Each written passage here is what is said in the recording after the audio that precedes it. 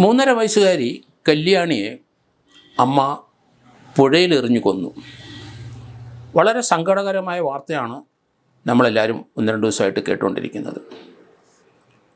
അമ്മയ്ക്ക് മാനസിക അസുഖം ഉണ്ടെന്ന് ഒരു പക്ഷം, അവൾക്ക് യാതൊരു അസുഖവുമില്ലെന്ന് ഭർത്താവ് സുഭാഷ്. ഈ സംഭവത്തിൻ്റെ തുടക്കം, ഈ കുട്ടി നഴ്സറി സ്കൂളിൽ എല്ലാ ദിവസവും പോകും. നഴ്സറി സ്കൂളിൽ നിന്ന് അമ്മ ഉച്ചയ്ക്ക് പോയി വിളിക്കും. അത് പതിവ് പോലെ അമ്മ അവിടെ ചെന്നു. അമ്മ സന്ധ്യ അവിടെ ചെന്നപ്പം കുട്ടി ആഹാരം കഴിച്ചുകൊണ്ടിരിക്കുകയാണ്. അമ്മ അവിടെ വെയിറ്റ് ചെയ്തു. കല്യാണി ആഹാരം കഴിച്ചൊക്കെ തീർന്നു. സന്തോഷപ്പെട്ട കുഞ്ഞാണിയെ അമ്മയുടെ കൂടെ പോയി. അമ്മ ആ കൊച്ചിനെ പതിവില്ലാതെ എളിയിൽ എടുത്തുകൊണ്ടാണ് പോകുന്നത്. വലിയ സ്നേഹം കാണിച്ചു. കൊച്ചിനത് വലിയ ഇഷ്ടമായി. നടക്കണ്ടല്ലോ, 3 വയസ്സ് കഴിഞ്ഞല്ലേ ഉള്ളൂ. അവിടുന്ന് 1 കിലോമീറ്റർ വേണം ആ കുട്ടിയുടെ വീട്ടിലെത്താൻ. ഭർത്താവ് സുഭാഷൻ 2 സഹോദരങ്ങളും ആ വീട്ടിലുണ്ട്. ഇവിടെ സന്ധ്യ ഭർത്താവുമായിട്ട് അത്ര ചർച്ചയില്ല. എന്നാൽ അവർക്കാർക്കും അങ്ങനൊരു പ്രശ്നമില്ല. സന്ധ്യയുടെ മൂത്ത മകൻ ആങ്കൊച്ചാണ്, അത് വീട്ടിലുണ്ട്. ഇളയ കുട്ടിയാണ് കല്യാണി. സാധാരണ നഴ്സറി കുട്ടി കല്യാണിയുമായിട്ട് ഭർത്താവിൻ്റെ വീട്ടിലേക്കാണ് സന്ധ്യ പോകുന്നത്. പക്ഷെ അന്ന് പോയില്ല. അന്ന് അവർ കുട്ടിയുമായിട്ട് നടന്ന് അവർ ആലുവയ്ക്ക് പോയി. അവിടെ ആലുവ മണപ്പുറത്ത് കുട്ടിയായിട്ടൊക്കെ നടന്നു. പതിവില്ലാതെ ഇവർ പല സ്ത്രീകളും ആ മണപ്പുറത്ത് ആ സമയത്ത് ധാരാളം പേര് കാണും. പല സ്ഥലത്തുനിന്ന് വന്നവരുണ്ടാവും. ഇവർ കുട്ടിയായിട്ട് ആ ആലുവ മണപ്പുറത്തിൻ്റെ തീരത്തൂടെയൊക്കെ ഇങ്ങനെ നടക്കുന്ന കണ്ടപ്പോൾ അവിടുത്തെ ഒരു ഓട്ടോക്കാരനൊരു സംശയം തോന്നി. അമ്മയും കൊച്ചുമാണ്, ആറ്റിൽ എങ്ങാനും ചാടാൻ വന്നതാണോ എന്നൊക്കെ അയാൾക്ക് സംശയം തോന്നി. കാരണം ഇവരെ നടപ്പും കുട്ടിയായിട്ടുള്ള പോക്കും എല്ലാം കണ്ടു കഴിഞ്ഞപ്പോൾ അയാൾ ചിലപ്പം പ്രായമുള്ളൊരു ഓട്ടോക്കാരനുണ്ട് അവിടെ. അയാളെ വിളിച്ച് സംസാരിച്ചു. അവരെ ചൂണ്ടിക്കാ. അപ്പോൾ ഏതാണ് അതിൻ്റെ സൽവാറും കമ്മീസിൻ്റെയൊക്കെ ആ നിറമൊക്കെ പറഞ്ഞു ഈ ഓട്ടോക്കാരൻ. അദ്ദേഹം പോയി ഈ കുട്ടിയുടെ അടുത്ത് സംസാരിച്ചു. അവൻ പറഞ്ഞു, ഞാൻ ആലുവക്കാരി തന്നെയാണ്, കൊച്ചിനെ ഇവിടെ എല്ലാം കാണിക്കാൻ വന്നതാണ്. അപ്പോൾ പിന്നെ അതങ്ങ് വിശ്വസിച്ചു. അവരവിടെ നിന്ന് നടന്നുപോയി. അവരവിടെ നിന്ന് നേരെ ബസ് കയറി. അവിടെ നിന്നും ആലുവ ഭാഗത്തേക്ക് ആദ്യം പോയെങ്കിലും അവിടുന്ന് മടങ്ങി. അപ്പോൾ അവിടെ കൊച്ചിനെ കൊല്ലാൻ തന്നെ ആയിരിക്കണം അവിടെ പോയി കറങ്ങിയതെന്ന് എനിക്ക് തോന്നുന്നു. അവിടെ നിന്ന് അവർ മടങ്ങി ബസ് കയറി. അതിനുശേഷം അവർ മൂഴിക്കുളം പാലത്തിൻ്റെ അവിടെ, ആ മൂഴിക്കുളം ജംഗ്ഷനിൽ ഇറങ്ങി. അവിടെ ഇറങ്ങിയിട്ട് കുട്ടിയായിട്ട് ഇറങ്ങുന്നത് കാണാം. ബസ് കയറിയപ്പം ആ ബസ്സിൽ നല്ല തിരക്കായിരുന്നു. ആ ബസ്സിൻ്റെ ക്ലീനർ അല്ലെങ്കിൽ കണ്ടക്ടറായിട്ട് നിൽക്കുന്നയാൾ അതിൽ കയറി ഇവർക്ക് ഇരിക്കാൻ സ്ഥലമില്ല, കൊച്ചുമുണ്ട്. അപ്പോൾ കണ്ടക്ടറെ ആ സൈഡിൽ ആ ഫുട്ബോർഡിൻ്റെ അവിടെ അടുത്തൊരു സീറ്റ് അവിടുത്തെ ഒരാളെ മാറ്റിയിട്ട് ഈ അമ്മയും കൊച്ചിനെ അവിടെ ഇരുത്തി. ജിഷ്ണു എന്ന ഒരു കണ്ടക്ടറാണ്. ഈ കൊച്ചിനോടും അമ്മയോടും സ്നേഹം തോന്നി അയാൾക്ക്. അതായത് ബസ്സിൽ നിന്ന് ചിലപ്പം വീഴും. ഒരാളെ എഴുന്നേൽപ്പിച്ചിട്ടാണ് അവിടെ ഇരുത്തി വിട്ടത്. അയാൾ തന്നെ ആ കൊച്ചിൻ്റെ അടുത്ത് കാരുണ്യം കാണിക്കുകയാണ്. ആ നഴ്സറി അവിടെ നിന്ന് 1 കിലോമീറ്ററേ ഉള്ളൂ ഭർത്താവിൻ്റെ വീട്ടിലേക്ക്. സാധാരണ അങ്ങനെയാണ് പോകുന്നത്. എന്നാലും അവിടുന്ന് നേരെ തിരുവാങ്കുളത്ത് പോയി അവിടെ ബസ് ഇറങ്ങി. അവിടെ നിന്നാണ് തിരുവാങ്കുളത്ത് നിന്നാണ് ആലുവയ്ക്ക് പോയത്.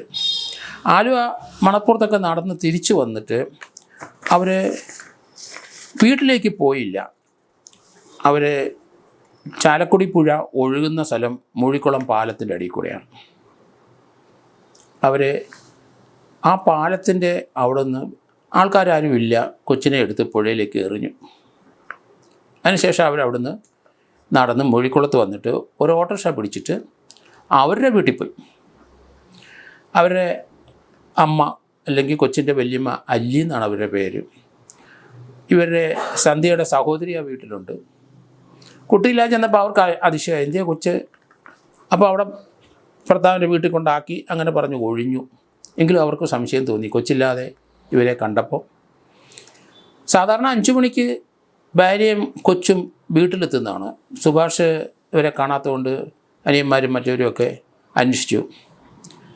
അവൾക്ക് ഈ ഭാര്യയും കണ്ടില്ല, കൊച്ചിനെയും കണ്ടില്ല. സംശയമായി. അവർ വിവരം ഉടനെ പോലീസിൽ അറിയിച്ചു. പോലീസ് രംഗത്ത് വന്നു. പോലീസ് CCTV ദൃശ്യങ്ങളൊക്കെ നോക്കി. കുട്ടിയെ കാണാതെ പോയാൽ വളരെ വിവാദമാവുമല്ലോ. അപ്പം മൂഴിക്കുളത്തേക്ക് ആ ഭാഗത്തെ CCTV ദൃശ്യം ആലുവയെ വെച്ച് കണ്ടു, അല്ലെങ്കിൽ മൂഴിക്കുളത്തെ പാലത്തിൻ്റെ അവിടെ വെച്ച് കണ്ടു. അവിടെ ഇറങ്ങി CCTV ദൃശ്യം നോക്കിയപ്പം ഇവർ മൂഴിക്കുളത്തിറങ്ങിയവർ കുട്ടി കയ്യിലില്ല, ഒറ്റയ്ക്കാണ് പോയത്. ഏതായാലും പോലീസ് ഇമ്മീഡിയറ്റായിട്ട് അവർ എവിടെയാണ് കുട്ടിയെ ഉപേക്ഷിച്ചത്, അല്ലെങ്കിൽ എവിടെ കൊണ്ട് ഒളിപ്പിച്ചു വെച്ചു എന്നുള്ള രീതി അവരെ കസ്റ്റഡിയിലെടുത്ത് ചോദ്യം ചെയ്തുകൊണ്ടിരുന്നു. അവർ മൊഴി മാറ്റി മാറ്റി പറഞ്ഞുകൊണ്ടിരുന്നു. അപ്പോൾ പോലീസ് അത് അവിശ്വസിച്ചു. പക്ഷേ അവർ CCTV ദൃശ്യങ്ങളെല്ലാം അവർ പരിശോധിച്ചപ്പം ഒരു കാര്യം കൃത്യമായി. നഴ്സറി സ്കൂളിൽ നിന്ന് കൊച്ചിനെ തോളത്തെടുത്തുകൊണ്ട് പോകുന്നതൊക്കെ കണ്ടു. അതിനുശേഷം ബസ് കയറിപ്പോയി. ആ ആലുവ തിരിച്ചു വരുന്ന വഴിക്ക് ആ ബസ്സിൽ നിന്ന് അവരെ ഇറങ്ങുന്ന ദൃശ്യം കണ്ടു. അപ്പം കുട്ടിയുണ്ട്. അവിടെ തന്നെ ഒരു ഓട്ടോറിക്ഷ പിടിച്ചു. ഓട്ടോറിക്ഷ പിടിച്ചാണ് അവർ വീട്ടിലേക്ക് പോയത്. ഓട്ടോക്കാരനെ പോലീസ് കണ്ടെത്തി. ഓട്ടോയിൽ ഒറ്റയ്ക്കാണ് അവർ പോയെന്നെത്തി. കുട്ടി മിസ്സിങ്. സന്ധ്യയ്ക്ക് ആ വിവരം പറഞ്ഞേ പറ്റുള്ളൂ. നുണ പറഞ്ഞ് കള്ളം പറഞ്ഞ് അങ്ങനെ അവരങ്ങ് സഞ്ചരിച്ചു. അവസാനം രാത്രി 8 മണിയായി. കുട്ടിയെ എവിടെയെങ്കിലും ഒളിച്ചു നിർത്തിയായിരിക്കാം എന്നാണ് കരുതി. കുട്ടിയെ കൊല്ലുമെന്നൊരിക്കലും പോലീസോ ബന്ധുക്കളോ കരുതിയില്ല. രാത്രി 8 മണിയായി കഴിഞ്ഞപ്പം അവരെ ചോദ്യം ചെയ്യൽ പിടിച്ചു നിൽക്കാൻ പറ്റാതെ വന്നു. ഈ ദൃശ്യങ്ങളെല്ലാം കാണിച്ചു. നിങ്ങളുടെ കൈ കുട്ടിയില്ല എന്ന് പിടിക്കപ്പെട്ടു എന്നവർക്ക് മനസ്സിലായി. അതുവരെ കുട്ടി എങ്ങനെയെങ്കിലും കയ്യിൽ നിന്ന് പോയി വെള്ളത്തിൽ വീണ് മരിച്ചു എന്നുള്ള കഥയുണ്ടരാനാണ് അവർ കരുതിയത്. അപ്പോൾ അവർക്ക് മാനസിക അസുഖമൊന്നുമില്ല, കുട്ടിയെ കൊല്ലാൻ തന്നെ. അവർ ആ ചോദ്യം ചെയ്തില്ലേ പിന്നെ പുഴയിൽ എറിഞ്ഞെന്ന് പറഞ്ഞു. പോലീസ് ഉടൻ തന്നെ നാട്ടുകാരും ഫയർഫോഴ്സും എല്ലാവരും കൂടെ പുഴയിൽ തപ്പി. മൂഴിക്കുളം പാലത്തിൻ്റെ അടിയിൽ ഒത്തിരി തടി കിടപ്പുണ്ടായിരുന്നു. അതിൻ്റെ ഇടയ്ക്ക് ഒരു തൂണ് നിൽപ്പുണ്ട്. ആ ഭാഗത്തൊക്കെ അവിടുത്തെ ആൾക്കാരും മുങ്ങൽ വിദഗ്ധരും ഫയർഫോഴ്സും ഒക്കെ വന്ന് കുട്ടിയെ തപ്പി. സ്കൂബ ഡൈവേഴ്സ് എത്തി. രാത്രി അവർ വന്ന ശേഷം 12:30 അവരെത്തി. ഒരു 3-3:30 ആയപ്പം കുട്ടിയെ കിട്ടി. ആ ഓമനക്കുട്ടി, അതിൻ്റെ ഫോട്ടോ ഒക്കെ നമുക്ക് കാണാം. വളരെ ഓമനത്തുള്ള കുട്ടിയാണ്, നല്ല കുസൃതിയാണ്. കൈയും കാലും ഒക്കെ അടങ്ങിയിരിക്കില്ല, കൈയൊക്കെ ഇങ്ങനെ ഉയർത്തുന്ന കാണുന്നുണ്ട് കൊച്ചുകുട്ടി. അതിനെ എങ്ങനെ കൊല്ലാൻ ഒരു അമ്മയ്ക്ക് തോന്നും? അത് ഭർത്താവിനോടുള്ള വൈരാഗ്യം തന്നെയാണെന്ന് എനിക്ക് തോന്നുന്നത്. കാരണം ബാക്കിയുള്ള കാര്യം കുട്ടിയെ അവിടുന്ന് നഴ്സറി സ്കൂളിൽ നിന്ന് വിളിച്ചുകൊണ്ട് വരുന്നു. അതിനുശേഷം ആലുവ പുഴയുടെ തീരത്തുകൊണ്ട് നടക്കുന്നു. പിന്നെ മൂഴിക്കുളം ആ പാലത്തിൻ്റെ അവിടുന്ന് കുട്ടിയെ എറിയുന്നു. ഭർത്താവിനോട് വലിയ വൈരാഗ്യമുള്ള സ്ത്രീയാണ്. ഇവരെ മാനസികമായ ചികിത്സയ്ക്കൊക്കെ 1-2 പ്രാവശ്യം കൊണ്ടുപോയി എന്ന് പറയുന്നുണ്ട്. അത് കുട്ടിയെ ഒരു ദിവസം ടോർച്ച് വെച്ച് ഇവരടച്ചു. അത് വലിയ വേദന ഉളവാക്കി.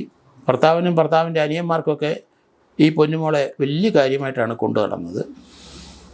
അവർക്കിതെങ്ങനെ സഹിക്കാൻ പറ്റുമെന്ന് എനിക്ക് മനസ്സിലാകുന്നില്ല. അവരെ ഇന്നലെ വിതുമ്പെന്ന് നമ്മൾ കണ്ടു.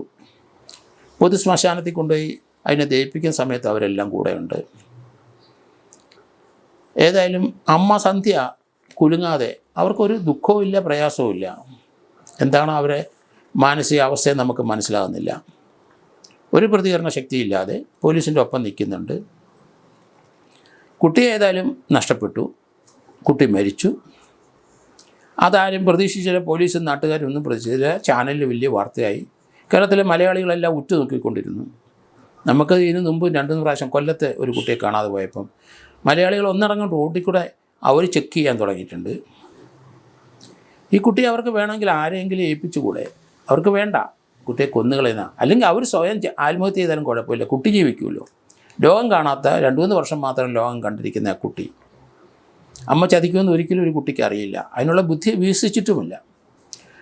ആ തിരുവാങ്കുളം ആ പാലത്തിൽ നിന്ന് എറിയുമ്പം കൊച്ചു മനസ്സാണ്, 3-3.5 വയസ്സേ ഉള്ളൂ എങ്കിലും അമ്മ ആ പാലത്തിൽ നിന്ന് എറിയുമ്പം കൈവിട്ടു പോകുന്ന അന്തരീക്ഷത്തിൽ കൂടെ ആ കുട്ടി പോകുമ്പം വെള്ളത്തിൽ ചെന്ന് വീണപ്പോൾ 1 സെക്കൻഡ് 2 3 4 സെക്കൻഡിനകം വെള്ളത്തിൽ ചെന്നിട്ടുണ്ടാവും. ആ കുട്ടിയുടെ മനസ്സിൽ അമ്മ ചതിച്ചു എന്നുള്ളൊരു വാക്ക് വരുമോ അറിയില്ല എനിക്ക്. കാരണം അത്ര വളർച്ചയുണ്ടോ. എങ്കിലും മരണത്തിലേക്ക് പോകുന്നു എന്ന് കുട്ടിക്ക് തോന്നുന്നു. കൈവിട്ട് പോയി. അമ്മ പാലത്തിൽ നിന്ന് വലിച്ചെറിഞ്ഞപ്പോൾ അന്തരീക്ഷത്തിൽ കൂടെ താഴോട്ട് വരികയാണ്. ആ 2-3 സെക്കൻഡ് അല്ലെങ്കിൽ 4-5 സെക്കൻഡ് എല്ലാവരും മനസ്സിൽ അങ്ങനെ ഒരു ചിന്ത ചതി അമ്മ ചതിച്ചു എന്നുള്ളൊരു വാക്ക് അല്ലെ പറയാൻ അറിയില്ലെങ്കിലും മനസ്സിൽ കൂടെ കടന്നുപോയോ എന്ന് എനിക്ക് സംശയം. നമ്മളെ എല്ലാവരും വേദനപ്പെടുത്തുന്ന ഒരു സംഭവമാണത്. ഇതുപോലെയുള്ള സംഭവങ്ങളിൽ കുട്ടികളെ അല്ലെങ്കിൽ മക്കളെ കൊല്ലുന്ന എന്തിന്, അവരെ കൊന്ന് തീ വെച്ച് ചുടുന്ന കാണുന്നതൊക്കെ നമ്മൾ കാണുന്ന മാതാപിതാക്കൾ. അവരെ വിട്ടുകളയുക. നമുക്ക് കുട്ടികളെ രാജ്യത്തിന് വേണം. പല ആൾക്കാർക്കും കുട്ടികളില്ലാത്തൊരു 100 പേര് കുട്ടികളെ തപ്പി നടക്കുകയാണ് ഒരു കുട്ടിയെ കിട്ടാൻ. അതുകൊണ്ട് ആ കുട്ടിയുടെ കാര്യത്തിൽ ആരും അപ്പനും അമ്മയും ഇനി മേലിൽ ആരും ദുഃഖപ്പെടേണ്ട, വിഷമിക്കേണ്ട. ഇവിടെ ഗവൺമെൻറ്റുണ്ട്, സന്നദ്ധ സംഘടനകളുണ്ട്, അവരെ ഇടയ്ക്ക് പുറകെ നടക്കുന്നുണ്ട് പല മാതാപിതാക്കളും കുട്ടികളില്ലാത്തവരെ. ഏത് കുട്ടിയെ കിട്ടിയാലും അവർക്ക് മതി. അതുകൊണ്ട് ആ കാര്യം ഇങ്ങനെ ചിന്തിക്കുന്നവർ എപ്പോഴും മനസ്സിൽ കരുതണം. നിങ്ങൾ ആത്മഹത്യ ചെയ്യാൻ നിവൃത്തിയില്ലെങ്കിൽ നിങ്ങൾ ചെയ്തോളൂ എന്നാണ് ഞാൻ പറയുന്നത്. കാരണം അത് നമുക്ക് അവരുടെ മനസ്സിലുണ്ടാകുന്ന സംഘർഷം, അവർ ആത്മഹത്യയ്ക്ക് പോകുന്നത് നമുക്കാർക്കും കണ്ടുപിടിക്കാൻ പറ്റില്ല. അതൊരു വീക്ക് നിമിഷത്തിലാണ് അത് ചെയ്യുന്നത്. അങ്ങനെയുള്ളവർ അങ്ങനെ ചിന്തിക്കുമ്പോൾ, അങ്ങനെ ചിന്ത വരുന്നവർ ആ കുട്ടിയെ അയൽവക്കത്തെ വീട്ടിലേക്ക് പറഞ്ഞു വിട്, അല്ലെങ്കിൽ ആരെങ്കിലും ഏൽപ്പിച്ച് അവർ വളർന്നോളും. നിങ്ങൾ വളർത്തുന്നതിനെക്കാളും നല്ല രീതിയിൽ അവർ വളരും. കാരണം അതിനുള്ള സംവിധാനം കേരളത്തിലുണ്ട്, കേരളത്തിലെ മലയാളികൾക്കുണ്ട്. അവരെല്ലാവരും സഹായിക്കുന്നവരാണ്. കുട്ടികളില്ലാത്തവർ അവരെ ദത്തെടുത്തോളും. നിങ്ങൾ നല്ല ബെറ്ററായിട്ട് പൊക്കും. ഇവിടെ പല കുട്ടികളെ നേരത്തെയൊക്കെ വിദേശികൾ പലരും ദത്തെടുത്തുകൊണ്ട് പോയി. അവർ 10, 40, 45 വയസ്സായിട്ട് അവരുടെ മാതാപിതാക്കളെ തപ്പി കേരളത്തിൽ വരുന്നതൊക്കെ കാണുന്നുണ്ട്. ചിലർക്ക് കണ്ടെത്താൻ കഴിഞ്ഞിട്ടുണ്ട്. അന്ന് നിവൃത്തിയില്ലാതെ പട്ടിണി കൊണ്ട് ഉപേക്ഷിച്ച് പോയതാണ്, അല്ലെങ്കിൽ വഴിയിൽ എവിടെയെങ്കിലും കളഞ്ഞിട്ട് പോയതായി, അല്ലെങ്കിൽ അമ്മത്തൊട്ടിൽ കിട്ടവരായിരിക്കാം. നേരത്തെ മുതൽ കേരളത്തിൽ വളരെയധികം കുട്ടികൾ, ആരോഗ്യം ഇല്ലാത്ത കുട്ടികൾ, അല്ലെങ്കിൽ അമ്മമാർ വളർത്താൻ കഴിവില്ലാത്ത പല കുട്ടികളും വിദേശികളിൽ പോയി പല രാജ്യത്തുനിന്ന് അവർ അവിടെ കല്യാണം കഴിച്ചു, അവിടുത്തെ പൗരനായി, അല്ലെങ്കിൽ അവിടുത്തെ ആൾക്കാരെ വിവാഹം കഴിച്ച് കുട്ടികളുമായിട്ട് വന്നവരുമുണ്ട്. അവരുടെ പൂർവികരെ തപ്പി പള്ളികളിലോ അമ്പലങ്ങളിലോ അല്ലെങ്കിൽ ഇങ്ങനെ പല സ്ഥലത്തും അവർ പോയി അന്വേഷിക്കുന്നത് നമുക്ക് പത്രങ്ങളിലും ചാനലിലൊക്കെ നമ്മൾ വായിച്ചിട്ടുണ്ട്, കണ്ടിട്ടുണ്ട്. അപ്പോൾ അതുകൊണ്ട് നിങ്ങളുടെ കുട്ടിയെ കൊന്നുകളയരുത്, അതിനൊരിക്കലും തുനിയരുത്. നിങ്ങൾ ജീവിതം മടുത്തു, അല്ലെങ്കിൽ നിങ്ങൾക്ക് അങ്ങനെ ഒരു ചിന്ത വന്നെങ്കിൽ ആ വഴിക്കുള്ള പൊക്കോളൂ. പക്ഷേ കുട്ടികളെയും മറ്റുള്ളവരെയും കൊല്ലാൻ പോകരുത്. കാരണം ഡ്രഗ്സ് അടിച്ചിപ്പം അമ്മയും സഹോദരങ്ങളൊക്കെ കൊല്ലുന്ന ധാരാളം പേരും മക്കളെയൊക്കെ നമ്മൾ കാണുകയാണ്. അങ്ങനെയുള്ള ചിന്തകൾ വരുന്നവരൊക്കെ ദയവ് ചെയ്ത് അത് മാറി ഇങ്ങനെയുള്ള സന്ദർഭത്തിൽ നിങ്ങൾ ഒറ്റയ്ക്ക് പോയി ചെയ്ത് നിർത്തിയില്ലെങ്കിൽ അങ്ങനെ ചെയ്തോളൂ. അല്ലാതെ മറ്റുള്ളവരെയും കൊന്നിട്ട് നിങ്ങൾ പോയി ചാകുന്നത് ഒരിക്കലും ശരിയല്ല. ജീവിക്കാൻ എല്ലാവർക്കും അവകാശമുണ്ട്. ഈ കൊച്ച് നമ്മൾ ആലോചിക്കണം, 3-3.5 വയസ്സേ ഉള്ളൂ, ജീവിതം കണ്ടിട്ടില്ല, എത്രയോ വർഷം ജീവിക്കേണ്ട കുട്ടിയാണ്. അതൊക്കെ തല്ലി തകർത്തത് ആ കുട്ടി അല്ല, കുട്ടിയുടെ സ്വന്തം അമ്മയാണെന്ന് വിചാരിച്ചോണം. അതുകൊണ്ട് അമ്മമാരും അപ്പന്മാരും കുട്ടികളെ വിട്ടുകളാണ്. നമ്മൾ അറിഞ്ഞല്ലോ, നമ്മൾ ഏറ്റുമാനൂർ കണ്ടില്ലേ, അമ്മ 2 കുട്ടികളായിട്ട് ട്രെയിനിൻ്റെ മുമ്പിൽ ചാടിയത്. അതുപോലെ പുഴയെ ചാടിയത് നമ്മൾ കണ്ടല്ലോ, ഏറ്റുമാനൂരിൻ്റെ അടുത്ത് തന്നെ. അങ്ങനെയുള്ള സന്ദർഭങ്ങളിൽ കുട്ടികളെ അവർ നന്നായിട്ട് വളർന്നോളും. നിങ്ങൾ ദുഃഖിക്കരുത്, വിഷമിക്കരുത്. അതുകൊണ്ട് ഈ കൊച്ചിൻ്റെ ആ ഫോട്ടോ കണ്ടപ്പം മുതൽ ആ ഫോട്ടോ നമ്മൾ അത്ര ഓമനത്തുള്ളൊരു കുട്ടി, അത് 3 വയസ്സുള്ളെങ്കിലും കൈകൊണ്ട് ചില ആംഗ്യമൊക്കെ കാണിച്ചാണ് ആ ഫോട്ടോയിൽ നിൽക്കുന്നത്. അത് എപ്പോഴും ഒരു കുസൃതിയെ കളിക്കുന്ന ഒരു കുട്ടിയാണ്. അതിൻ്റെ മുഖം കാണുമ്പോൾ അറിയാം നമ്മളെയൊക്കെ സങ്കടം ഉണർത്തുന്ന ഒരു സംഭവമായിപ്പോയി അത്.